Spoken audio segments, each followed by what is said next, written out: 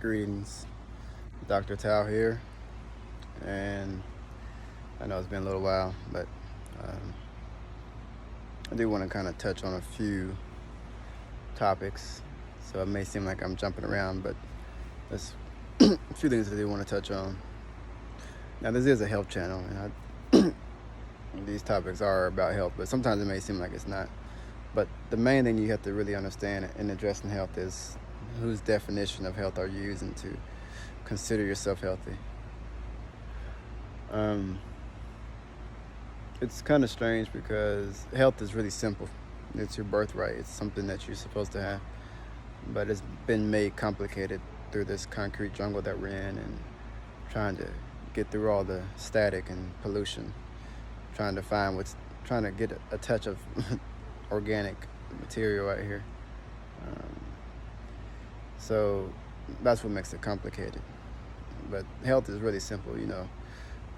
I tend not to talk too much about, the vitamin A, vitamin C, and all these types of different minerals and things of that sort, because that's really just, um, that's more so a scientific perspective. Now, I can go into those things, but that's not what, those things are more complicated when it comes to trying to really assess health. And health is not supposed to be a complicated thing.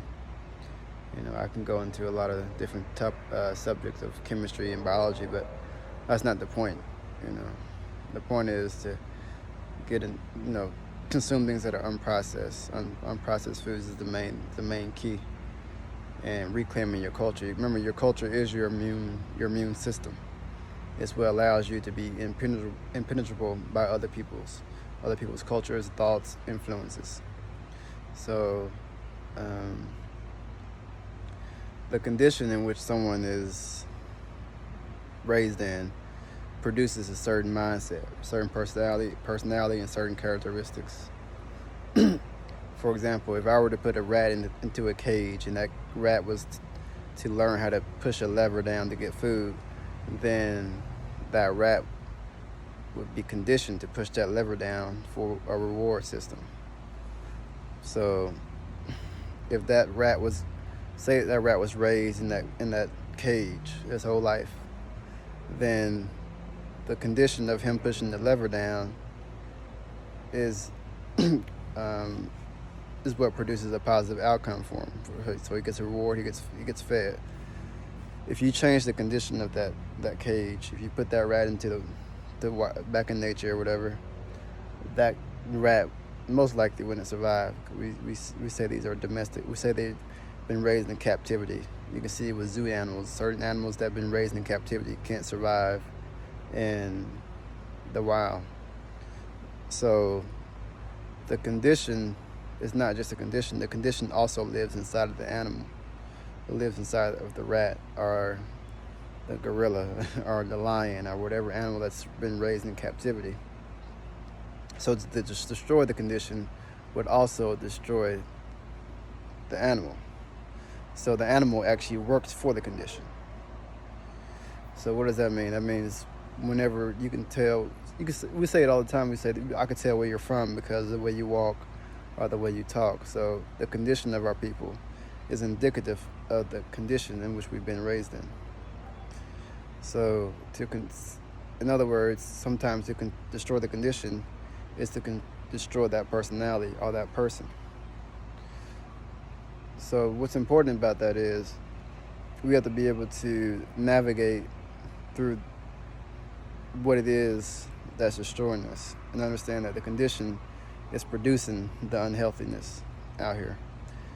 Once we understand that, we can identify the condition more and choose the environment which is conducive towards our well-being.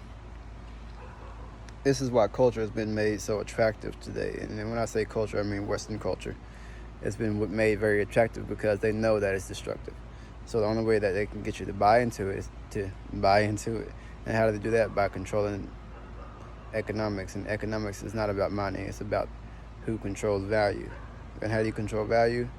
Well, you put it in people's face and you make it attractive, or you try to make it attractive, and you solidify it, and then you write it into a book. And then all because you put something in the book doesn't make it true. It just means someone wrote it down. So it's a pseudo universalism that's been put into our face, and in doing so, it's made many cultures abandon their culture for Western culture. And when you see it pretty often when you come to the States, you see the Indians, the Italians, and you'll see the Africans. Anybody who comes to this country, they tend to abandon a huge part of their culture. Matter of fact, a lot of them have two names. They'll have a name from where they're from, like a Korean name, or a name from Japan, or an African name, a Ghanaian name, Nigerian name. They don't have a name that they use to work in the workforce here. So his name may be Obadele here in Africa, but he comes here and his name is John or Peter. So that's just another way to assimilate here. But why do we do that? Why are we even coming here to try to build something? But that's another question altogether, though. But the thing is, we've bought into something that we think is attractive, and in doing so, we've abandoned our own culture, which means we've abandoned our immune system, which is made us vulnerable to outside forces, which is making us sick. The thing about our diets and the things of our eating lifestyle, our eating habits, basically, is it was produced not just arbitrarily. It was produced because our ancestors understood the biochemistry, the structure of our body and how it's supposed to operate, and what foods were most beneficial to that. So it wasn't just because, oh, I like putting this food together and this food together. No, we knew that acid fruits were oil based, and we know that sweet fruits were water based, and we knew that oil and water doesn't mix at regular temperature or room temperature. So we knew that putting sweet fruits and acid fruits was an improper combination.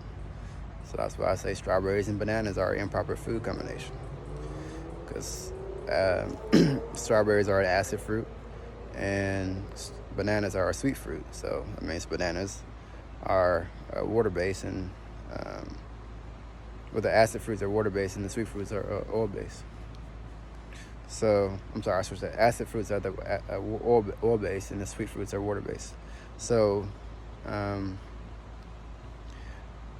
like I said, we do things because we had a connection towards the universe. And I'm sorry it's getting dark out here, but we were always students of the universe. So we said, since we're children of the universe, or students of the universe, we're going to open up something called universities. And that's what you get your college words today. You go to a certain university. That's a certain term that relates to us being children of the stars, of the celestials, which you call celestials. They put it into a book, and they called it the book of Celestials, or Ecclesiastes, the book of stars, basically. But no one breaks that word down like that, but it's really the book of stars. So a lot of these words and these names that we have today, even these car symbols and things, are coming from star systems.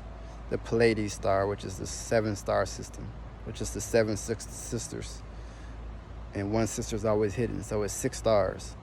So the word Pleiades, and they get this symbol, the Subaru car system, or the Subaru car. So you see 6 stars on the symbol, and you'll see that there's 6 stars, and this one sister is always hidden. So it's 7 stars. So Pleiades are Nisan or Nisan.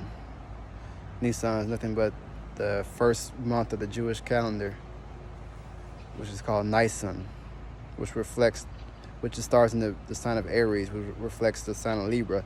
And the Libra glyph, or the symbol of the glyph, looks just like the Nisan symbol, which is the sun passing through it.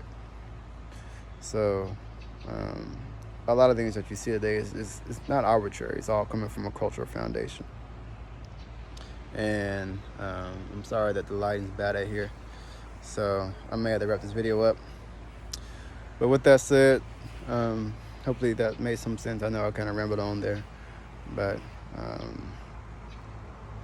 it's just what I'm trying to do is just help connect some of the missing pieces out here that we think things should just, this is just that because it's the name. No, everything's connected to culture. And once we find that key and understand that all we have to do is focus on our culture, then everything else doesn't matter because your immune system is created there. So if you have any questions or comments, put them in the comment section. I appreciate the subscribers. Just continue to subscribe if you haven't. Like, comment, and I'll continue to produce more material. I appreciate all the love and respect. Baba Kitty, I appreciate you subscribing as well, and everyone else who has as well. So with that said, I'm gonna go ahead and wrap it up because the time is changing. Today is the first day of fall, so it was a great day to fast as well.